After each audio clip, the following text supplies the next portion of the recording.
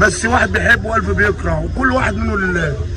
احنا عايزين بس اللي يتكلم على ابراهيم يتكلم ما يرضي الله. بس الناس كلها عايزه تطمن ان ابراهيم ما اتحبس زي ما بيقولوا. ابراهيم اهو نشكر كل الناس اللي دعمتنا وكل الناس بتحب ابراهيم، وربنا يخلينا عدنان باشا. ربنا يخليك.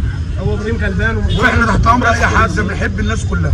هو كل الحكايه ان ابراهيم بس ما كانش لسه مقنن الوضع بتاعه. هو ان شاء الله من بكره هيبتدي يقنن. هي رخصه المحل اللي عملت ده كله. وابراهيم اهو ما اتحبس زي ما انتوا بتقولوا، الشهاده الصحيه معاه الحمد لله. كل واحد ربنا بيتعامل معاه ان شاء الله. وبنشكر اي واحد رفع لنا اي حاجه تشكر فيها. متشكرين من الناس كلها يا عم. ابراهيم محترم وابراهيم من الناس الكويسه، وفعلا هو يعني مش هو لوحده اللي بيبيع، اخواته كلهم بيبيعوا بنفس السعر. سندوتش ب 5 جنيه هم بيكسبوا فيه كلام فاضي. وبعدين بنبيعش بره، بنبيع جملي، بنبيع مستورد بره في شغلنا. ما بنجيش نجيب ب 5 جنيه، نجيب الفول ب 7 جنيه. بنبيع ب 5 جنيه عشان ناخد ربع جنيه في الرغيف والناس كلها تاكل.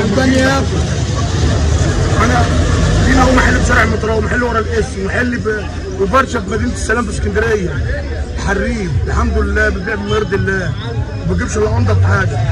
والدنيا كلها بتاكل مننا ومن ايام جدودنا مش من ايامنا احنا. اهم حاجه الناس تبقى مطمنه ان ابراهيم اي حاجه بيجيبها هي اوراق رسميه وفواتير رسميه وكل حاجه. هم موجودين لقوا فواتير ولقوا لا مؤاخذه الورق بتاع لا مؤاخذه الصلاحيه، ولقوا كل حاجه. اتلككوا على الشهاده الصحيه وطلع الدعايات اللي ابراهيم اتقبض عليه ودكان الشمع كل ده ولا ليه حاجه. الدكان اهو والزباين واقفه والمحل شغال اهو الحمد لله. دي بالدنيا. ده الفرع بتاعكم انتوا اصلا؟ ده الفرع بتاعنا ده هو في شارع المطران، واحد ورا القسم وواحد في مدينه السلام الحريه.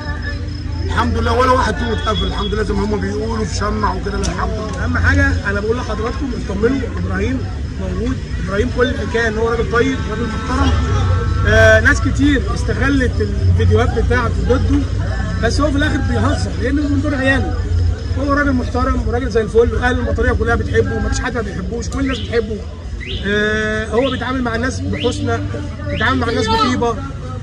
كل الشباب ولاده مفيش حد ما بيحبوش، كل الشباب واقفين هم بيحبوه، حتى ابنه واصحاب ابنه، كل الناس كل الشباب واقفين. الحمد لله الدنيا كلها هو ابراهيم من الشخصيات المحترمه وفعلا. انا لما قلت ان ابراهيم طيب هي دي حقيقه، ان ابراهيم الطوخي طيب ومحترم وفعلا يستاهل كل الخير. ولو ما كانتش امه بتدعي له وربنا قبليها ما كانش يبقى ده حاجه. اللي ربنا بيحبه بيحدد فيه الناس، وابراهيم الناس المحترمه. واحنا حب الناس عندنا في الدنيا اهم شيء الناس تحبنا. الله يخليك يا صاحبي.